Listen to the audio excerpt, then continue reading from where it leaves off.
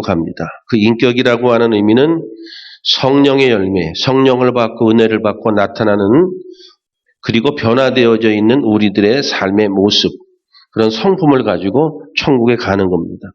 그래서 하나님은 항상 어디에 관심을 가지고 있는가 하면 우리 자신의 성품이 변하고 우리의 인격이 변하는 데 관심이 있습니다. 그래서 이 세상을 살아가면서 세상의 물질이나 환경에 흔들리지 않고 항상 내적으로 강해서 어떤 상황 가운데에도 흔들리지 않고 좋은 믿음을 가지고 살아가기를 원하는 것이 하나님의 뜻입니다. 그래서 항상 하나님은 우리의 인격과 성품에 관심을 가진다. 여러분, 많은 사람들이 신앙생활을 하면서 우리가 기복적이다, 뭐 이런 표현을 쓸 때 그 기복적이다는 의미는 뭐냐 하면 사람들이 하나님을 믿으면서 신앙의 목표가 현실의 어떤 부자가 된다든지 병의 치료를 받는다든지 어떤 능력이 나에게 나타나는 것이 목표가 된다면 그게 기복주의인 거예요. 능력도 있고 치유도 있고 회복도 있고 그렇지만 그것이 우리의 신앙의 목표는 아니죠. 그래서 하나님의 관심은 뭐냐 하면 거기에 있는 것이 아니고 우리들이 변하여서 하나님의 나라라고 하는 것은 말 그대로 나라이기 때문에 그 나라에 맞는 그 법이 있다 이거예요. 그래서 그 법의 통치 아래 살아갈 수 있는 사람으로 가꾸어 나가는 것이 하나님의 목표란 말입니다. 그래서 오늘 광야의 길을 걷게 하신 이유 또한 이스라엘 백성들이 광야의 길을 걸음으로 결국 뭐예요? 하나님이 기뻐하시는 사람들로 만들기 위한 하나님의 뜻과 목적이 있다는 것을 여러분들이 기억하셔야 됩니다.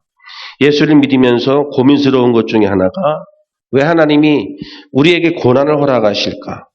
또 혹은 내가 아니더라도 저분은 참 하나님을 잘 믿고 신실하신 분인데 왜 저렇게 무서운 질병에 걸렸을까? 이런 것들을 우리는 주변에서 보잖아요. 그리고 우리가 인생을 살아가다 보면 예기치 않고 내가 원하지 않은 고난과 어려움들이 우리에게 올 때가 있는데 왜 하나님이 이런 상황을 나에게 만들었을까? 상당히 고민스럽거든요.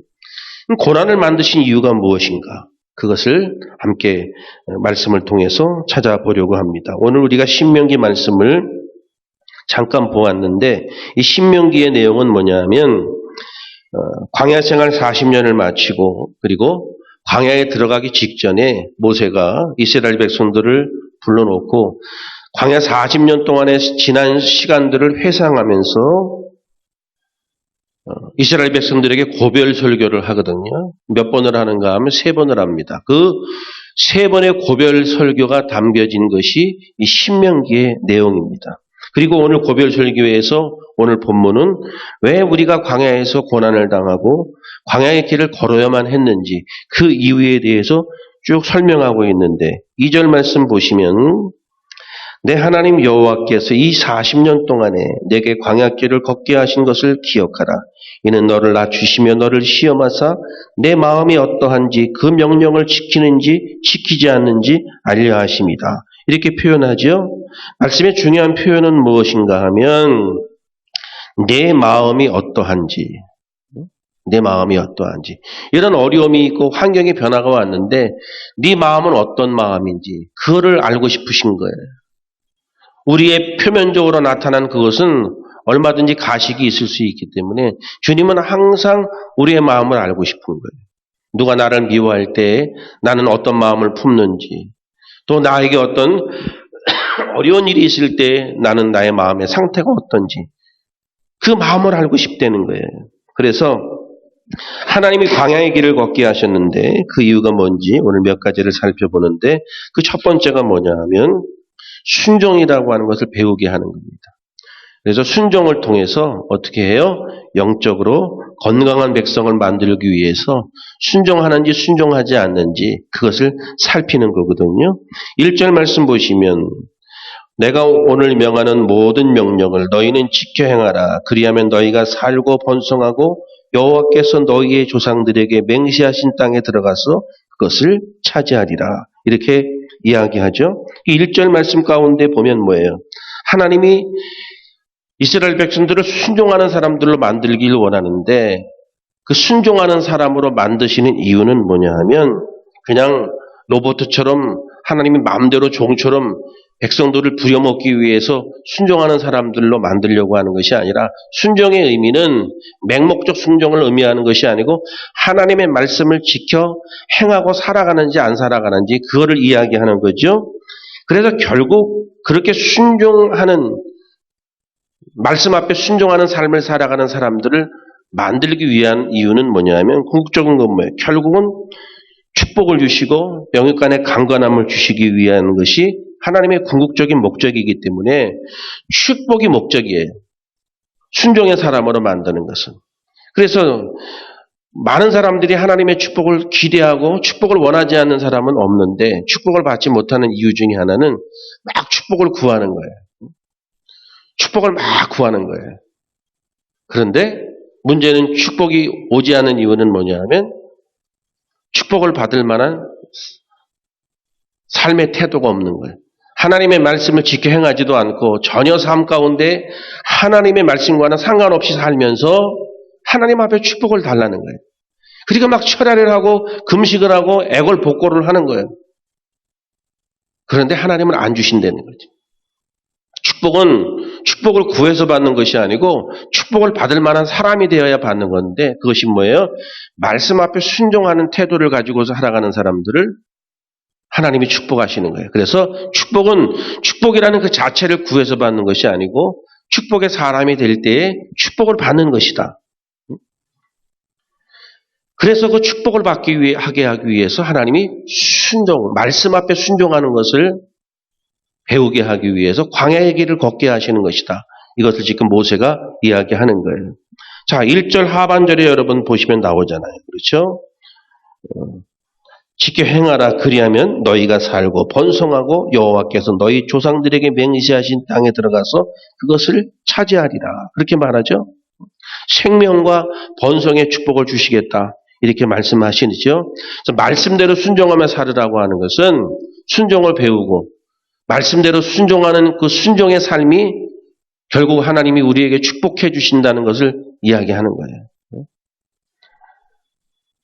오늘날 하나님을 믿는 사람들은 많은데 하나님의 말씀대로 사는 사람들은 찾기가 너무 어렵잖아요. 그렇죠? 인정하죠? 하나님을 믿는다고 말하는 사람은 많은데 하나님의 말씀대로 사는 사람들은 별로 없잖아요.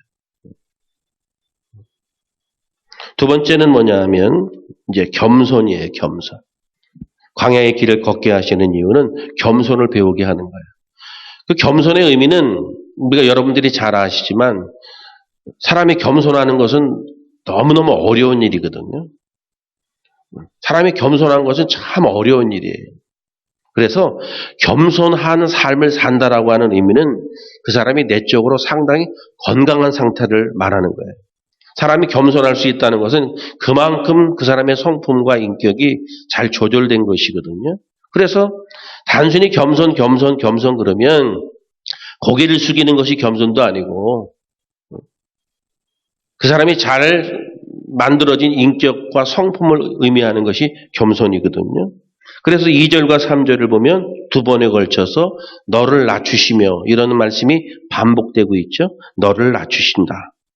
그래서 하나님은 광야 40년 동안을 이스라엘 백성들을 겸손한 사람으로 만들기 위해서 광야 40년을 허락하셨다. 그 이야기를 지금 하고 있는 거거든요. 이런 표현이 있어요. 교만은 만병의 근원이라고. 이건 진리에 가까운 이야기예요. 사람이 교만해지면 다 무너져요. 사람이 교만해지면 전부 다 무너지는 거예요. 특별히 마음에 병드는 경우는 교만이에요. 어렵고 힘들 때는 모르다가 조금 자기가 뭐가 좀 생긴다거나 좀 환경적 여건이 좋아지면 사람이 교만해질 가능성이 있거든요. 그 교만해지면 모든 것이 무너지는 이유가 되는 거거든요. 그래서 이 교만이라는 것, 교만하지 않고 겸손하다라는 의미는 상당히 마음 상태가, 인격 상태가 건강하다는 의미를 말하는 거예요. 그래서 하나님은 이 세상을 살아나가면서 순종하는 사람, 말씀 앞에 순종하는 사람, 겸손한 사람, 이런 것들은 광야 40년 세월 동안에 하나님을 믿는 사람들이 하나님의 말씀에 순종하는 것은 너무나 당연한 일이지만 그 당연한 일을 하지 못하는 거예요. 하나님을 믿는 사람들이 당연히 겸손해야 되지만 그 당연한 것을 하지 못하는 거예요. 오늘날 많은 사람들이 하나님을 믿는데 하나님의 말씀 앞에 순종하고 따라야 된다는 사실을 다 우리의 입으로 스스로 고백하지만 그렇게 말씀대로 사는 사람들이 많지 않고 겸손해야지, 겸손해야지, 사랑해야지, 사랑해야지 그렇게 우리가 입으로는 이야기하지만 그것을 실천하며 살아가는 사람들은 그렇게 흔하지 않다. 광야의 길을 걷게 하신 두 번째 이유는 겸손한 사람, 겸손을 앞세우며 살아가는 삶이 하나님의 나라, 천국 백성의 아주 적절한 삶의 태도라는 것을 이야기하는 거예요. 그래서 이제 겸손을 가르치는데 광야길을 걷게 하는 것이 일종의 뭐예요? 일종의 매와 같은 것이지. 혼내주는 거 아닙니까? 그래서 겸손을 가르치게 하는 거죠. 그래서 우리가 아이들을 키울 때에도 적절한 체벌, 뭔가 그런 징계가 있는 아이들이 반듯하게 자랄 가능성이 많죠. 그런 아이들이 나중에 부모도 공경할 줄 알고 뭐가 뭔지 사태 파악이 된단 말이에요. 그러나 사랑한다고 맹목적인 무조건적인 사랑을 하게 되면 나중에 타인을 사랑할 줄도 모르고 인격이 많은 결함이 생겨서 문제가 생기는 거죠. 여러분 엘리 제사장 같은 경우는 제사장임에도 불구하고 자녀 교육을 잘못해서 그 자녀 한 사람 때문에 집안이 무너져 내리지 않습니까? 이렇게 중요한 거거든요. 그런 것처럼 하나님이 당신의 사랑하는 백성들을 광야의 길을 걷게 하신 이유는 건방진 인간들 만들고 잘못된 인격을 가진 그런 사람들을 만들 것이 아니라 건강한 내면을 가진 겸손한 사람을 만드시기 위해서 광야의 길을 걷게 하셨다. 때로는 징계를 내리시고 매를 들으셨다. 그런 거예요. 겸손할 수 있기를 주의 이름으로 축원합니다. 특별히 이 세상을 살아가는데 이 세상에는 물질이 지배하는 세상인데 사람은 물질 때문에 교만해지거든요. 대체적으로 그래요. 그 다음에 무슨 명예라든지 사회적으로 뭐 갑자기 높아졌다든지 그러면 사람이 교만해지잖아요. 그런데 대체적으로 그건 물질과 관련되어져 있는 것인데 두 가지가 있어요. 하나는 뭐냐 하면 있는 자의 교만, 많이 가진 자의 교만. 이건 뭐예요? 많이 가졌다고, 많이 배웠다고, 없거나 못 배운 자를 무시하지 말아라. 그렇죠? 그것이 있는 자의 교만이죠. 또 하나는 뭐냐 하면 없는 자의 교만. 아니 목사님 없는 사람이 무슨 교만이 있습니까? 그렇게 물어볼지는 모르시겠지만 없는 자의 교만은 뭐냐 하면 내가 돈 많이 벌면 니네들 한번 나중에 보자. 이게 없는 자의 교만이거든요. 내가 국회의원 되면 니네 옛날에 나한테 그런 놈들 너희들 한번 보자. 이게 없는 자의 교만이에요. 그래서 있는 자도 죄를 짓기가 쉽고 없는 자들도 죄를 짓기가 쉬워요. 그런 교만의 형태가 있는 거예요. 이 시대상은. 그래서 우리나라의 시대도 보면은 뭐예요 지금 빈부의 격차라든지 뭐 이것이 양극화 현상이라고 표현하죠. 그것이 중간이 뻥 뚫린 거야. 중간이 뻥 뚫린 거야. 잘 사는 사람들은 엄청 잘 살아야지 우리나라는. 엄청 잘 살아요. 여러분들이 상상할 수 없을 정도로 잘 살아요. 연봉을 수십억씩 받는 사람들도 많아요. 수십억씩 받는 사람. 어마어마하게 차이 난다니까 그 양극화 현상이. 그래서 뭐예요? 그래서 상대적으로 어렵고 힘든 사람들은 사회적으로 반발심 갖고 악한 마음을 품고 세상에 대해서 부정적으로만 보고 이런 거 있고요. 위에 사람들은 어떻게 해야 돼요? 아유 없는 것들은 뭐 이러면서 자꾸 무시하게 되고 그러니까 양극화 현상이 벌어지거든요. 양쪽 다 교만한 거예요. 그런데 문제는 뭐냐 하면 가난한 자 가운데에도 부자 가운데에도 하나님을 믿는 사람들이 있는데 말로만 하나님을 믿고 교회는 다니지만 뭐예요? 실제적으로 그들의 내면은 건강하지 못해서 부자가 됐다고 교만하고 가난하다고 이를 갈고 그런 사람들이 하나님을 믿는다면 하나님이 기뻐하시는 신앙의 상태가 아니잖아요. 이 세상을 살아나가면서 우리가 신앙생활하면서 우리의 내면을 그렇게 건강하게 가꾸는 것이 하나님의 축복을 받는 비결이고 축복이란 물질적인 것뿐만 아니라 뭐예요? 사람이 물질이 많아진다고 행복한 것도 아니고 자유한 것도 아니고 사람의 행복은 다른 곳에 있어요. 그런 축복을 받는다 이거예요. 그 다음에 세 번째는 뭐냐 하면 만족함. 사도 바울과 같이 자족함. 그래서 만족함이라고 하는 것도 뭐예요? 자기가 자족하고 만족감을 느끼는 것도 내면적으로 건강한 거잖아요.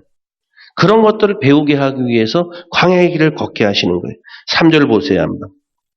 너를 낮추시며 너를 줄이게 하시며 또 너도 알지 못하며 내 조상들도 알지 못하던 만나를 내게 먹이신 것은 사람이 떡으로만 사는 것이 아니요 여호와의 입에서 나오는 모든 말씀으로 사는 줄을 내가 알게 하려 하심이니라. 유명한 구절이죠. 자, 여기 보면은 뭐를 이야기하는가 하면 만나 이야기를 하는데 만나 이야기를 꺼내는 것은 훨씬 더 중요한 이야기를 하는 거예요. 뭐예요? 사람이 떡으로만 사는 것이 아니다. 그렇게 표현하죠. 그 말의 의미는 뭐냐면 사람은 영혼을 가진 존재잖아. 매일 좋은 것만 먹고 맛있는 것만 먹으면 맨날 행복할 것 같아요? 그렇지 않거든요. 사람은 영혼을 가진 존재이기 때문에 날마다 먹는 것만 좋다고 사람이 건강한 것이 아니고 피폐해지는 거 오히려. 그런데 바로 뭐예요? 하나님의 말씀으로 만족감을 가지고 살아가는 것이 중요하다라고 하는 것을 이야기하는 거예요. 그런데 이스라엘 백성들 광야 40년 동안 불만을 가지고 살았는데 대체적으로 불만이 뭐예요? 먹는 거, 마시는 거, 뭐 옷이 헤어진다, 입는 거, 그거예요. 불평이. 항상 현실적인 부분을 가지고 불평이 끝이 없는 거예요. 응? 고기 먹고 싶다. 애굽의 생선을 먹고 싶다. 응? 뭐 수박, 부추, 파, 마늘 먹고 싶다. 계속 이런 이야기만 하는 거거든요. 응? 그때 하나님이 어떤 조치를 취하시는가 하면 민수기 21장에 뭐예요? 메추라기. 응? 아주 질리도록 먹게 하시죠. 그럼 거기서 말씀하는 의미는 뭐냐 하면 고기를 먹고 싶다 그러니까 질리도록 먹게 하시는 것은 축복이에요, 징계예요. 고기 먹고 싶다 그러니까 질리도록 하나님이 먹게 주시는데 그게 축복이라고 보여요? 하나님이 열받으신 거로 보여요? 우리는 그냥 단순하게 생각하면 하나님이 고기 먹고 싶다 그러니까 고기를 먹었다 그냥 하나님 메추라기를 주고 만나를 주고 단순하게 생각하잖아요. 에이 새끼야 먹어 이 새끼야. 아주 배가 터지도록 먹어라. 일종의 하나님 열받으셔도 진노의 표현이지. 성경을 잘 못 이해하면 뭐예요? 하나님은 그렇게 우리가 기도하니까 만나와 메추라기로 막 먹이신다고 이렇게 수준 낮은 소리를 해대니까 성경 말씀을 제대로 이해하지 못하는.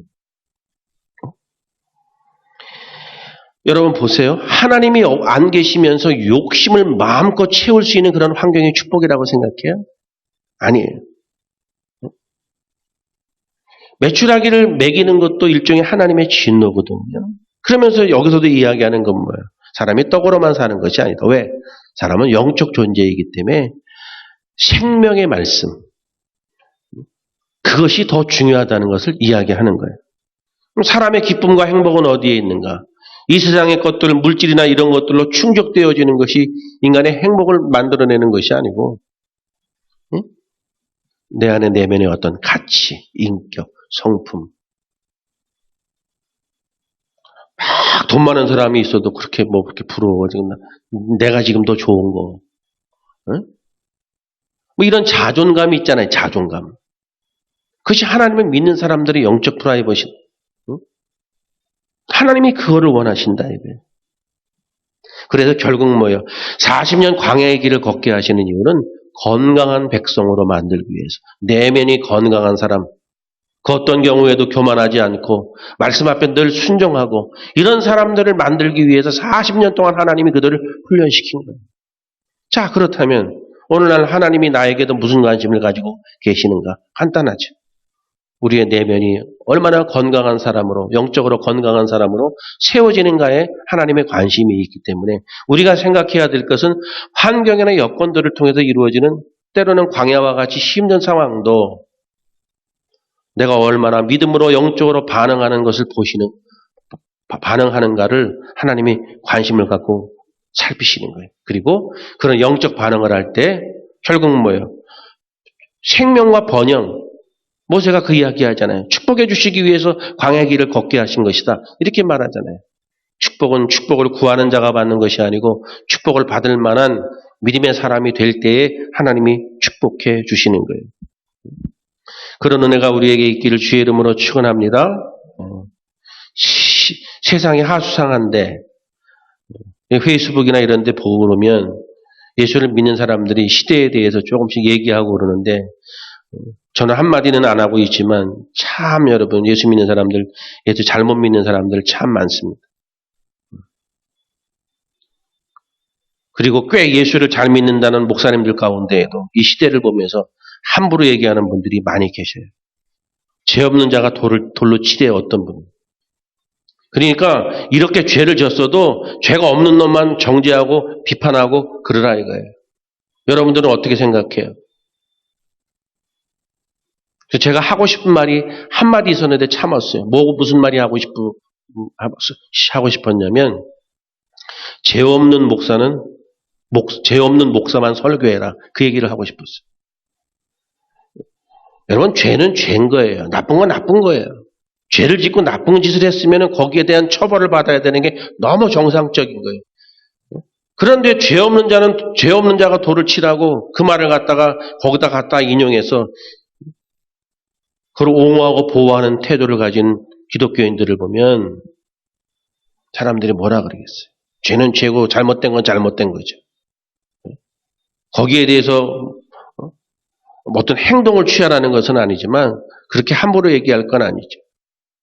이게 뭐예요? 뭔가 하나님 믿는데 성경을 보는데 잘못 이해하는 행동들이 너무 많은 거예요. 하나님은 우리의 외적인 상황이나 환경보다 내면을 원하신다. 그래서 이 광야 길을 걷게 하시는 것은 뭐예요? 결국 순종을 배우게 하고 또 뭐예요? 두 번째가 뭐였죠? 두 번째는 말씀에 순종하고 그 다음에 겸손을 배우고 세 번째는 만족함. 그런 것을 통해서 내적인 건강을 허락하시고 궁극적으로는 축복을 주시는 거예요.